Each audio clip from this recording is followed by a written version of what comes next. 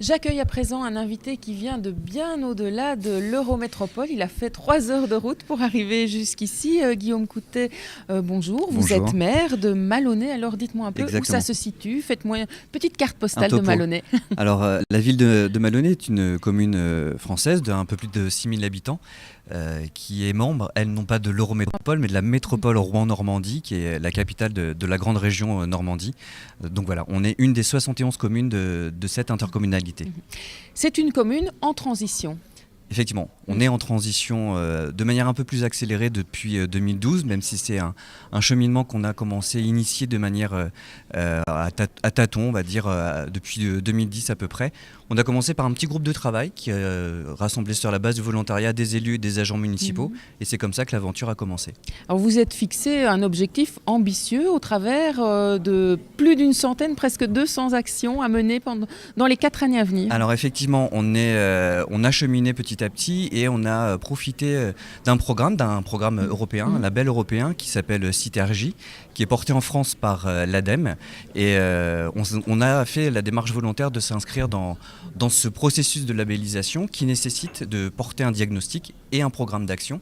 Donc on s'est engagé au niveau de l'équipe municipale à porter 176 actions sur 4 ans pour viser à l'horizon 2020 20% d'autonomie énergétique, notamment électrique. Et voilà, on décline comme ça sur tous les champs d'action municipaux ce programme d'action. Alors ce que vous dites, c'est que dorénavant, pour chaque projet, vous chaussez les lunettes développement durable pour aborder ça vraiment d'une autre façon. Effectivement, on a commencé de manière toute simple sur la question énergétique et sur tous les projets désormais, on chausse cette paire de lunettes, mais pas que sur la question de l'énergie, effectivement, sur la question de la transition, pour voir la transition en matière d'éducation, en matière démocratique, pour pouvoir aussi associer les habitants du territoire. Et donc oui, les élus municipaux et les services municipaux ont cette paire de lunettes obligatoire à chausser sur toutes les actions et tous les projets qu'on veut mener. Alors très concrètement, des actions qui sont en train de se concrétiser actuellement ? Alors, qui se sont concrétisées il y a quelques mois. On oui. a par exemple réhabilité la salle des sports. On a un seul gymnase sur la commune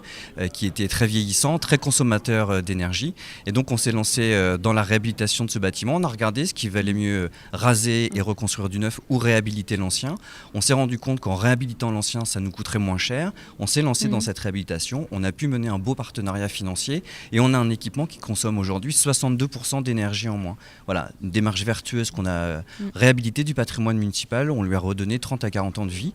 On est en train de travailler sur la réhabilitation de la piscine municipale qui sera lancée l'année prochaine. Qui est très énergivore. Particulièrement, donc, mais on a du coup travaillé un réseau de chaleur. On a une petite chaufferie bois maintenant pour nos propres équipements. Et au-delà du patrimoine municipal, on travaille aussi beaucoup la question de la vulnérabilité énergétique. Donc on a mis en place un service d'accompagnement à la maîtrise de l'énergie pour les habitants. On fait des visites à domicile gratuites pour les conseiller sur les bons gestes et quel type d'isolation, quel type de travaux on pourrait envisager avec eux dans leur logement. Alors il y a un projet, ou peut-être qu'il est déjà en cours, de panneaux photovoltaïques, quand même quelques mètres carrés. Quelques mètres carrés, effectivement. On s'est lancé dans la couverture de tout le patrimoine municipal. Donc d'ici l'été 2018, on va installer entre 1500 et 2000 mètres carrés de toiture photovoltaïque sur nos bâtiments. On a commencé symboliquement là, il y a 3 semaines par l'église. C'est le premier bâtiment qu'on a couvert. Un peu comme l'Os Goël, qui est pas très loin d'ici. Et donc on a en plus, au-delà de cet aspect un peu original, tous nos panneaux seront en autoconsommation. Ce sera pour notre propre consommation, en autoconsommation collective, qui est un phénomène nouveau qui se développe en France. Et donc on est un territoire expérimental retenu par Enedis sur ces questions-là. Et le surplus sera revendu à Enercop Normandie, qui est une coopérative, qui est un fournisseur d'électricité 100% d'origine renouvelable. Alors ce que j'ai bien aimé aussi, en me documentant un peu, c'est de voir que finalement vous incitez aussi à un autre mode de vie. Enfin, je pense aux logements sociaux avec des espaces communautaires. C'est aussi retisser du lien entre les concitoyens. Alors on se saisit de cette question de la transition énergétique pour ce que j'évoquais tout à l'heure, cette transition citoyenne aussi, pour faire en sorte que les gens réapprennent tout simplement à se dire bonjour, changer les espaces publics public pour recréer et travailler le lien social. Donc la dernière résidence de logement public qu'on a construite, il n'y a pas de parking. On a mutualisé le parking avec un autre équipement public à côté pour faire en sorte tout simplement que les gens rentrant chez eux ou en sortant chez eux croisent leurs voisins tout simplement en se disant bonjour. Et à cet endroit-là, on a créé une AMAP avec un maraîcher qui vient d'un peu plus loin. Et cette AMAP, elle s'est montée en 3 semaines avec 45 personnes. Donc un vrai succès qui a pris très vite.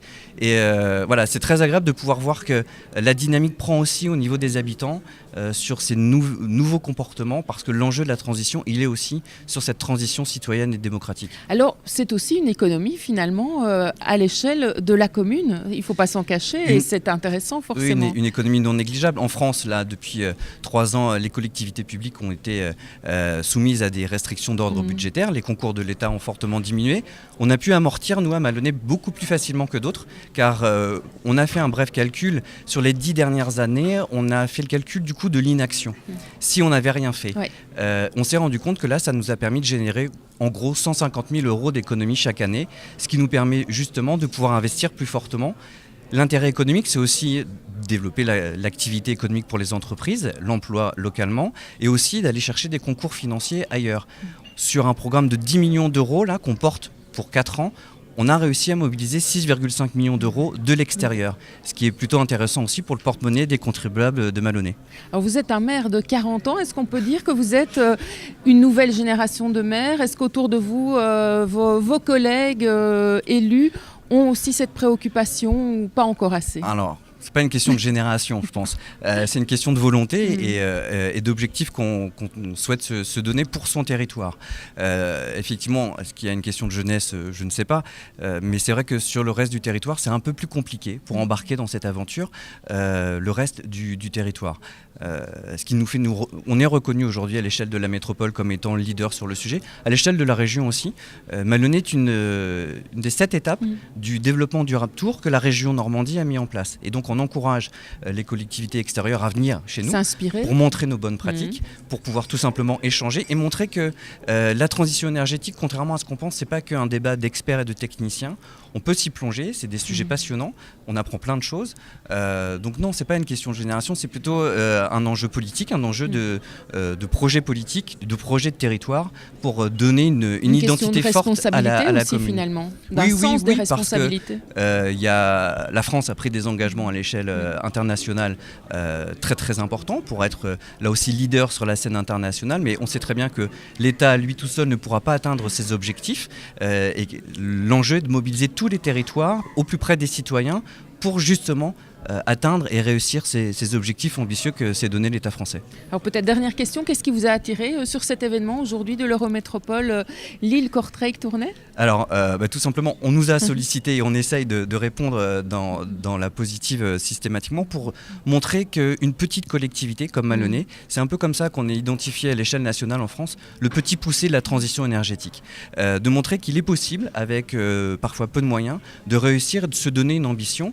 Et on répond effectivement assez souvent à ce type d'invitation pour essayer d'essaimer sur les différents territoires ces bonnes pratiques. J'espère effectivement que le petit poussé laissera des petits cailloux derrière lui aujourd'hui. On espère aussi. Merci beaucoup Guillaume Merci Coutet. Et on se retrouve tout à l'heure pour la suite de ce Facebook Live. Enfin, on reste en live avec un petit tour du côté de la salle.